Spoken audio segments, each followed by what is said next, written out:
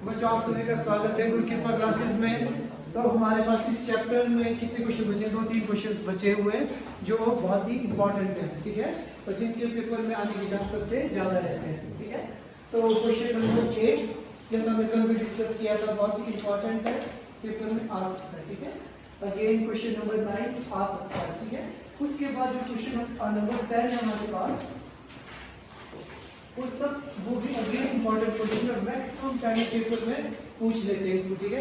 Simple सा है but paper में आता है ये, ठीक है। तो क्वेश्चन ध्यान से सुनिएगा आप लोग। ये बोलता है an umbrella has 8 ribs which are equally spaced assuming the umbrella to be flat, the circle of the radius 45 centimeter, find the area between the two consecutive ribs of the umbrella, ठीक है।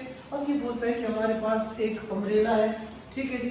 Umbrella सबने देखा ना, हमारे पास क्या होता था कि रंग बिरंगा अम्ब्रेला होता था ना, जो छतरी होती थी उसमें क्या होता था, एक साइड यहाँ अलग रंग, यहाँ पे अलग रंग, कुछ इस तरीके का ना।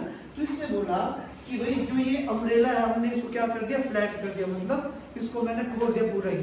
खोलने पर इसने बोला कि क्या बन जाता है हमारे पास, कुछ इस तरीके से एक सर्कल की तरह बन जाता है, ठीक है।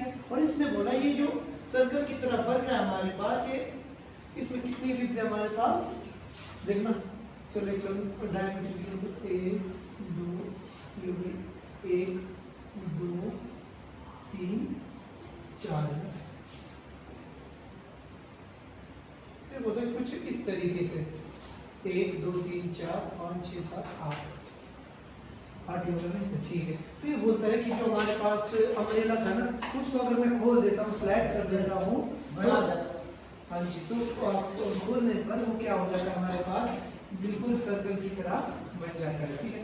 सर्कल की तरह बन जाता है। तो क्वेश्चन ये हमारे पास, इसमें बोला आपने जो रिब्स क्या हुई, ये जो हमारे पास ये वाली जो पिज्जा शेप में होगी, ये देखो कुछ इस तरीके से, इनको बोलूंगा मैं दो कंसेक्यूटिव रिब्स, ठीक है। इसने बोला इनके बीच का हमने क्या फाइंड करना है, एरिया फाइंड करना है। इसकी शेप कैसे हमारे पास, बिल्कुल किस तरह होगी, ये एक तरीके का हमें क्या करना है, सेक्टर का एरिया फाइंड करना है। अब दिया क्या है जिसने हम लोगों को, इसने बोला कि रेडियस कितना हमारे पास 45 सेंटीमीटर रेडियस दिया है जिसने हम लोगों को। अब दिया क्या नहीं है इसने हम लोगों को, सेक्टर एंगल नहीं दिया है। तो आप लोगों को पता है कि भाई पूरे सर्कल का कंप्लीट एंगल कितने डिग्री का होता है हमारे पास, 360 डिग्री का। और ये जो मेरे पास 360 डिग्री का पूरा बड़ा एंगल है, इस एंगल को हमने कितने सेक्टर्स में मतलब कितने सेक्टर्स में कन्वर्ट किया है, 1 2 3 4 5 6 7 8। तो क्या हो जाएगा 360 डिवाइडेड बाई 8, तो कितना हो जाएगा ये, 8 4 जा 32, 8 5 जा 40। तो सेक्टर एंगल कितना आ गया बच्चों हमारे पास, 45 आ गया। एंड फॉर्मूला लगाना, आंसर आ गया। बस समझने वाली चीज क्या थी हमारे पास, हमने क्या फाइंड करना है, 2 कंसेक्यूटिव रिब्स। कई बार पता क्या गलती होती है, हम लोग ना रिब्स को ये मान के चलते हैं कि भाई ये इसके और इसकी बात कर रहा है, इसमें गड़बड़ हो जाता है। इस चीज का ख्याल रखना, इसने इसकी बात नहीं की, इसमें सिर्फ इन दोनों की एक ही सेक्टर की बात कर रही है, बस समझ में आया। So let us start this question. समझ में आ गया ना हम लोगों को, ठीक है जी। तो सबसे पहले क्या दिया था इसने हम लोगों को, रेडियस। तो मैं लिख लेता हूँ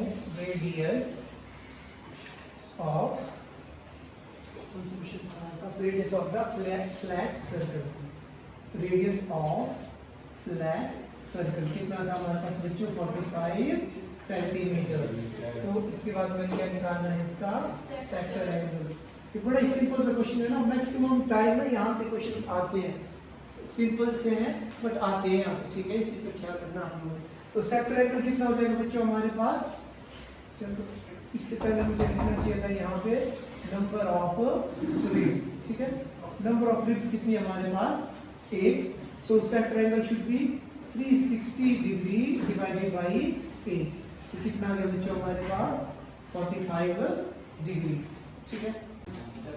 तो देखो बच्चों हमारे पास सेक्टर एंगल कितना डिग्री आ गया, 45।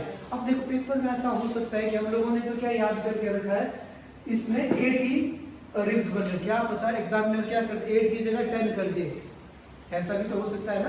तो हमने क्या करना है, जितने भी इसके रिब्स होंगे उससे हमने क्या करना है, इसको डिवाइड, ठीक है ना। अगर 10 होता है यहाँ पे 10 से डिवाइड करता है तो सेक्टर एंगल क्या हो जाता है हमारे पास चेंज, इस चीज का ख्याल रखना है, ठीक है। एग्जामिनर अगर कुछ नया करने की सोचे तो वो इसमें चेंज भी कर सकता है नंबर्स को, ठीक है। तो हमारे पास क्या आया, अब हमने लास्ट क्या फाइंड करना था, एरिया, एरिया ऑफ सेक्टर।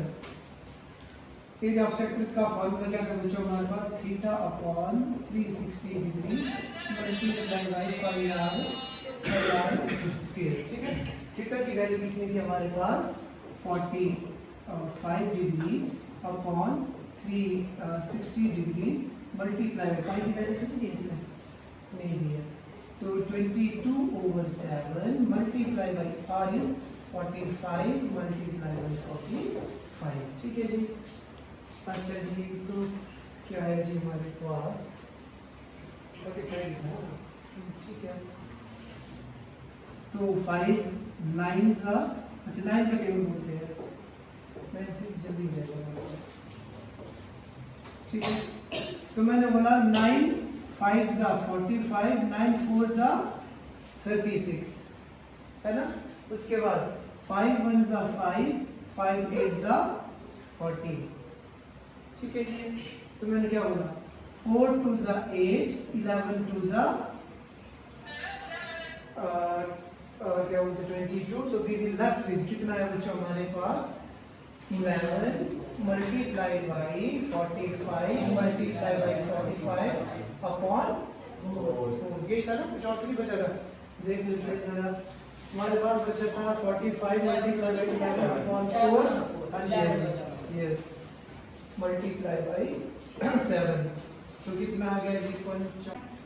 चलो जी, तो हमारे पास कितना आता है 11 multiply by 45 multiply by 45 upon 28, तो 45 को 45 से मल्टीप्लाई करेंगे तो हम मैथमेटिक्स की ट्रिक का यूज करेंगे, एक आधे के इंप्रूवमेंट, तो कितना है 5 4 सा 20, 5 4 सा 20, 5 5 सा 25, 11 से मल्टीप्लाई करूंगा तो कितना आ जाएगा जी हमारे पास इतना, तो 2272, तो मल्टीप्लाई करने के बाद आया बच्चों हमारे पास आंसर 22,275 अपॉन 28 सेंटीमीटर स्क्वायर, बस इतना सा काम करना है, आगे हम नहीं करेंगे।